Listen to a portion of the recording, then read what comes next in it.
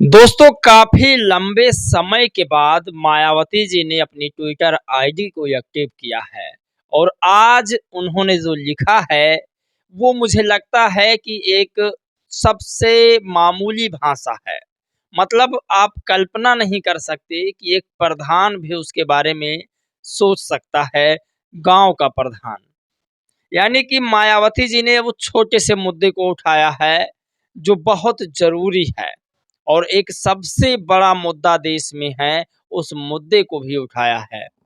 आज आपको ये जानना है कि देश में संविधान संशोधन हो रहा है, नए कानून बन रहे हैं। मायावती जी ने उस पर कटाक्ष किया है। कांग्रेस बीजेपी को लेकर के मायावती जी ने हमला किया है। कांग्रेस पर और बीजेपी पर संविधान विरोधी होने का ठप्पा लगा दिया है। कई बार ऐसा होता है कि मायावती जी बीजेपी और कांग्रेस पर हमला करती हैं, लेकिन फिर भी लोग उन्हें भाजपा का बी टीम करार कर देते हैं। मायावती जी ने आज राम भद्राचार्य पर बड़ा हमला किया है, तीखा प्रहार किया है। राम भद्राचार्य हिंदू धर्म के सबसे बड़े गुरु हैं। कल मैंने उनके बारे में बताया भी था आपको बता दें, राम भद्राचार्य कह रहे थे कि बाबा साहब डॉक्टर भीमराव अंबेडकर को संस्कृत का ज्ञान नहीं था। बाबा साहब को संस्कृत का यदि ज्ञान होता तो वो मनुस्मृति नहीं जलाते। मनुस्मृति जला के उन्होंने ये साबित कर दिया कि वो छोटे दिमाग के व्यक्ति थे। और मैं बहन जी को बहन कहने में संकोच करता हूँ, यानी मायावती को मैं बहन कहने में संकोच करता हूँ।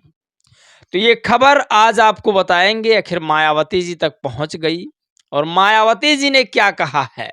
बहुत इम्पोर्टेंट है आज का मुद्दा। और जो भी बहुजन समाज के समर्थक हैं और मायावती जी के समर्थक हैं, उनको कम से कम इस वीडियो को शेयर करना चाहिए अपने ग्रुप में और अपने तमाम उन मनुवादी दोस्तों के साथ। बहुत सारे लोगों के मनुवादी दोस्त भी होते हैं। दलित भी मनुवादी होता है, पिछड़ा भी होता है और सवर्ण तो होते ही हैं।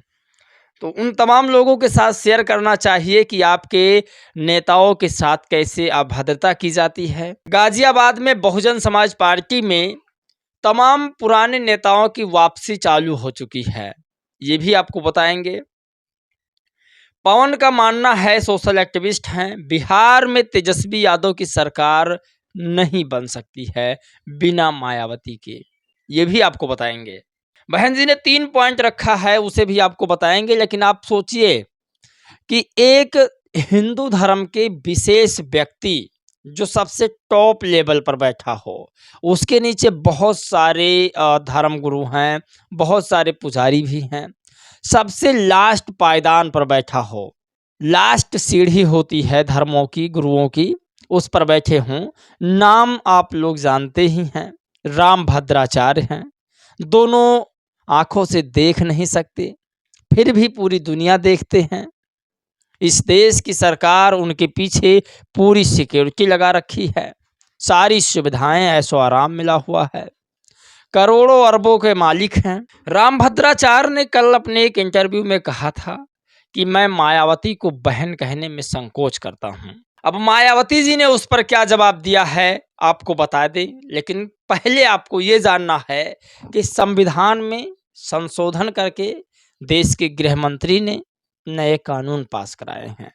मायावती जी ने उस पर क्या कहा है आप पहले समझिए। कांग्रेस, बीजेपी व अन्य किसी भी पार्टी को उन्हें राजनीतिक स्वार्थ में, खासकर आरक्षण को लेकर, अपने देश के संविधान को किसी भी कीमत पर बदलने नहीं देंगे तथा जरूरत पड़ने पर इसका विरोध बीएसपी संघर्ष के लिए भी तैयार है।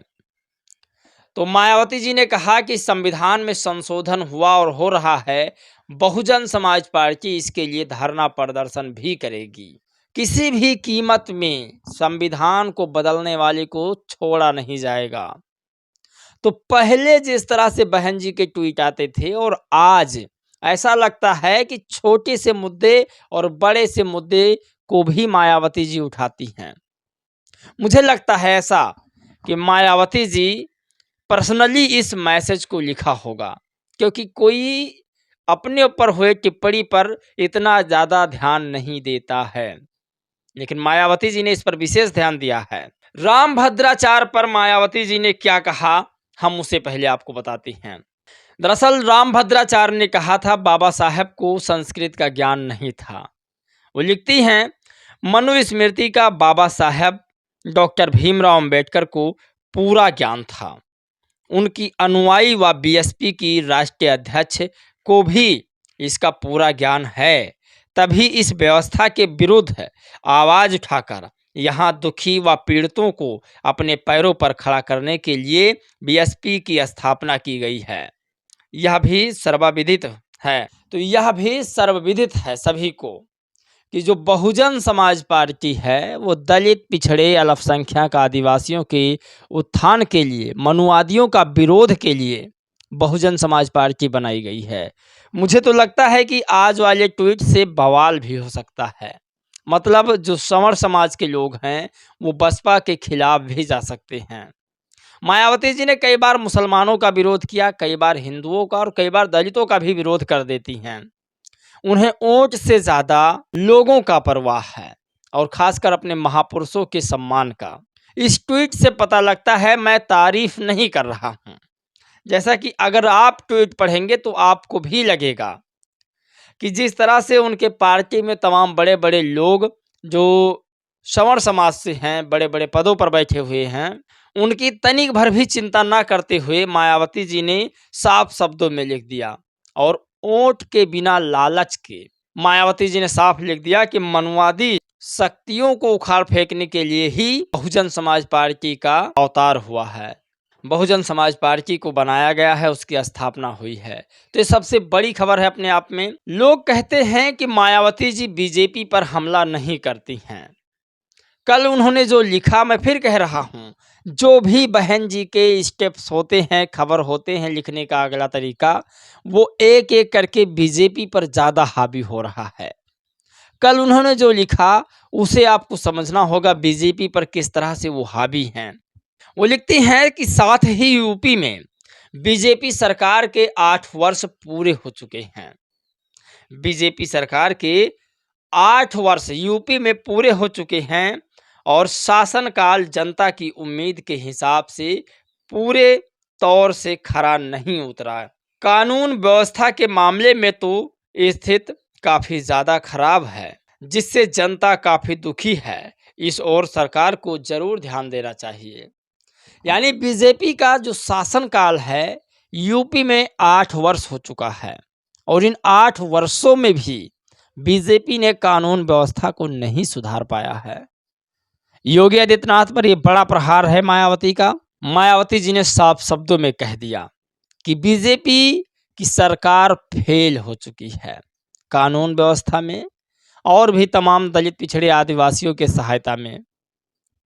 आपको बता दें कि पवन कुमार सोशल एक्टिविस्ट लिखते हैं कि बिहार का चुनाव हो रहा है, लेकिन उस बिहार के चुनाव में तेजस्वी यादव सरकार नहीं बना सकते हैं जब तक वो मायावती जी को साथ में नहीं लेकर आते हैं।